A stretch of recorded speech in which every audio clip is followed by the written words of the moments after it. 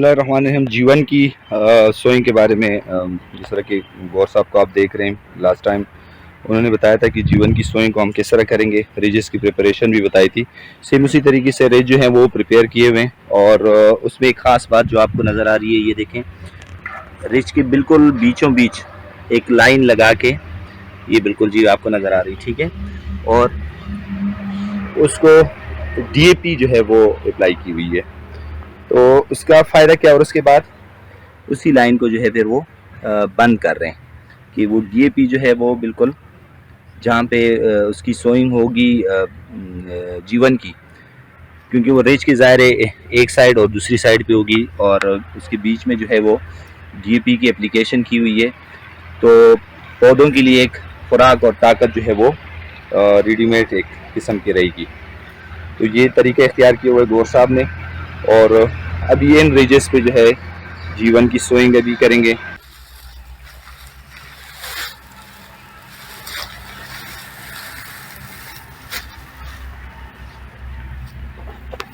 ये जीवन की सीड आप देख रहे हैं, माशाल्लाह इंतहाई हेल्दी और बेहतरीन सीड इसकी ड्राइंग हो चुकी है। ये देखिए, आप एक बात याद रखें कि जब भी आप जीवन की सोइंग करें तो जीवन की जो नॉर्मल पॉट्स होते हैं और इसके अलावा उसकी जो बेबी सीड होते हैं उनको इकट्ठे कभी मत लगाएं।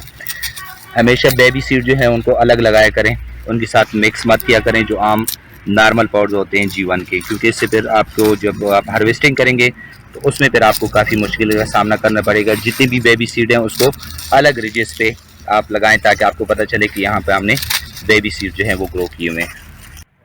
ये अभी आप फासला देख रहे हैं कि देखिए, रिज के बिल्कुल ऊपर भी नहीं और तकरीबन 6 इंच का फासला बीच में के दो उसके दरमियान, पौधों के दरमियान, और इन दो के दरमियान भी तकरीबन 6 इंच का ही फासला है।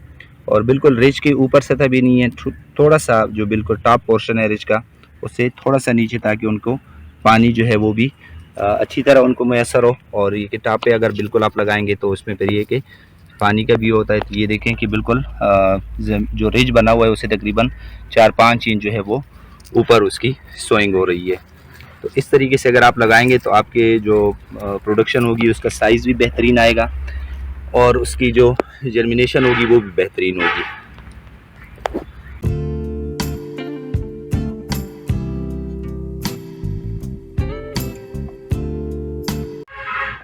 हमारी जीवन की सोइंग तकरीबन कंप्लीट हो चुकी है और हमने इसको इरिगेट भी कर लिया है। आप पानी का लेवल चेक कर लें कि जो फर्स्ट इरिगेशन है, जो आप सोइंग के बाद जब आप पानी देते हैं तो जो पानी का लेवल है वो आप चेक कर लें कि आपने किस लेवल तक उनको पानी देना है। क्योंकि ये देख रहे हैं, अगर यहाँ पे हमने बल्ब लगाए तो ये नमी तकरीबन यहाँ तक पहुँच जानी चाहिए।